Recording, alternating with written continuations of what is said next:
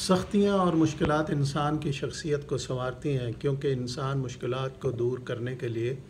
اپنی دماغی صلاحیت کا استعمال کرتا ہے۔ اسی وجہ سے دانشور لوگ یہ کہتے ہیں کہ کھیل کود بچوں کی دماغی صلاحیت کو ایک طرح سے ابھارتے ہیں، کیونکہ بچہ کھیل کود کے درمیان مشکلات کا سامنا کرتا ہے، اور جب اس کی سامنے کوئی مشکل آتی ہے، اس نے کیسے ڈیفینس کرنا ہے، کیسے اوفینس کرنا ہے، اور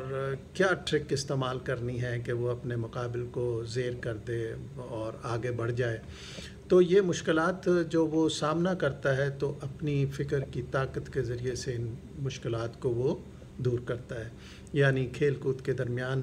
کیونکہ اسے کوئی گائیڈنس نہیں مل رہی ہوتی باہر سے، وہ خود ہی اس ماحول میں اس مشکل میں ہوتا ہے، تو لہٰذا اس سے نبرد آزما ہوتا ہے، خود کوشش کرتا ہے،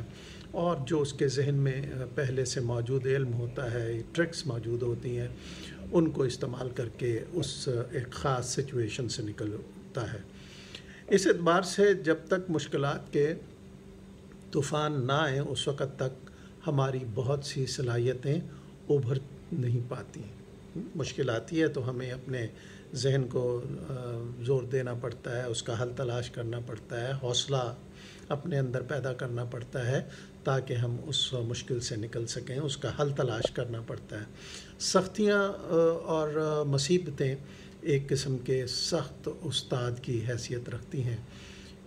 جس کی وجہ سے امتحان کا نتیجہ بہت اچھا نکلتا ہے۔ جس طرح ایک سخت ٹیچر اپنے اسٹوڈنٹس پر سختی کرتا ہے ان کو سمجھانے کے لیے،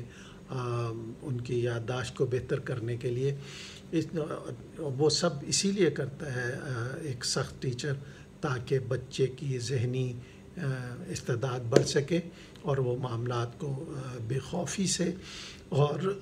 حوصلے سے حل کر سکیں، چیزوں کو سمجھ سکیں۔ اسی طرح مشکلات ایک ایسا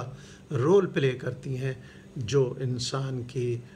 چھپی ہوئی صلاحیتوں کو اجاگر کرتا ہے اور اس کو سکھاتا ہے۔ یہ مشکلات یہ سکھاتی ہیں کہ کس طرح وہ ان حالات سے بچ کر آگے نکل سکتا ہے۔